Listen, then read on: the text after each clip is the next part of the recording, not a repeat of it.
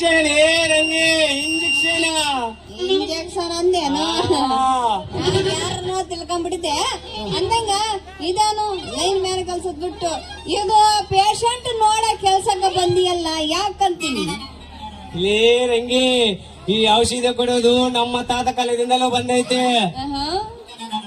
ಅದು ಬಿಡಬಾರ್ದಂತ ಬಿಡುವ ಸಂದರ್ಭದಲ್ಲಿ ಸಣ್ಣದಾಗಿ ನೋಡೋದು ನನ್ ಡ್ಯೂಟಿ. ನಿಮ್ಗೂ ಮಾಡಲೇನು ಅಪ್ಪ ಮೊದಲು ಕರೆಕ್ಟ್ ಆಗಿ ನೋಡ ಪೇಷಂಟ್ ಹೌದಾ ಇಲ್ಲ ಅಂತ ಬರೀ ಮಾತ್ರ ಮಾಡಿದ್ದಿಲ್ಲ ನಿಮ್ಮ ಅವನಿನ ತಪ್ಪು ತಿಳ್ಕೊಬೇಡಿ. ಇಂಜೆಕ್ಷನ್ ನಾನು ಅದನ್ನೇ ಅಂದಿದ್ದು ನೋಡಪ್ಪ ನಿಮ್ಮಂತ ಹಾಳಾದ ಡಾಕ್ಟರ್ ಕೈಯಾಗ ಕೊಡಬೇಡ ಕೈ ಅಂತ ಹೇಳ ನಮ್ಮಪ್ಪ. ನಿಮ್ಮಂತರ ಕೈಯಾಗ ನಾನು ಕೈ ಕೊಡಂಗಿಲ್ಲ. ನಮ್ಗೆ ಏನಾದ್ರು ಜ್ವರ ಬಂದ್ರ ನಮಗ ನೋಡೋಣ ಯಾರದನ್ನ ಡಾಕ್ಟ್ರ್ ಯಾವನೇ ಅವನು ರಂಗಿ ನನಗಿಂತ ಚೆಲುವ ನನಗಿಂತ ದೊಡ್ಡ ಡಾಕ್ಟರ್ ಇದನ್ನೇನು ಈ ಊರಾಗ ನನ್ನಂತ ಗಂಡಗಲಿ ಡಾಕ್ಟರ್ ಯಾರಿಲ್ಲ ತಿಳ್ಕ.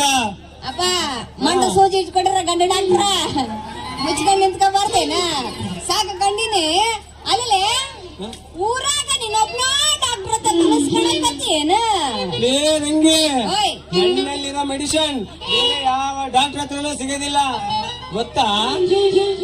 ಹೌದಾ? ಹೌದಪ್ಪ. ಅದಕ್ಕ ಮೊನ್ನೆ ಆ ನಡೋಲೋನಿ ನಾಗವಾದಳಲ್ಲ ಆಕಿ ನಡನ ಮುರಿದಿದ್ದಂತ ಹೌದಲ್ಲೇನ? ಹಾಗೆಲ್ಲ ಸುಳ್ಳು ಸುದ್ದಿ ಎಬ್ಬಿಸ್ಬೇಡಿ. ನನ್ನ ಹತ್ರ ಯಾವಾಗ್ಲೂ ನಾಟಿ ಔಷಧ ಅಷ್ಟೇ ಇರುತ್ತೆ ಗೊತ್ತಾ?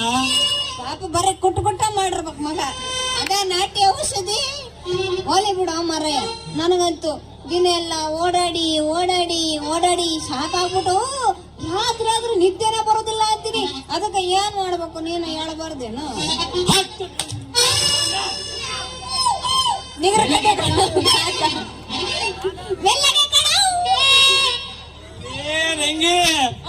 ಮಾತ್ರಷ್ಟೇ ಕೊಡೋದ ಹೇಳಪ್ಪ ಕಮಂಗೆ ಮಾಡೋದ ಏನ್ ಮಾಡದ ನಿಮ್ಮೂನ ಇಂಜೆಕ್ಷನ್ ಇಂಜೆಕ್ಷನ್ ನೀನ್ ಏನೇನ ತಿಳ್ಕೊಬೇಡ ಹಂಗಂದೇನ?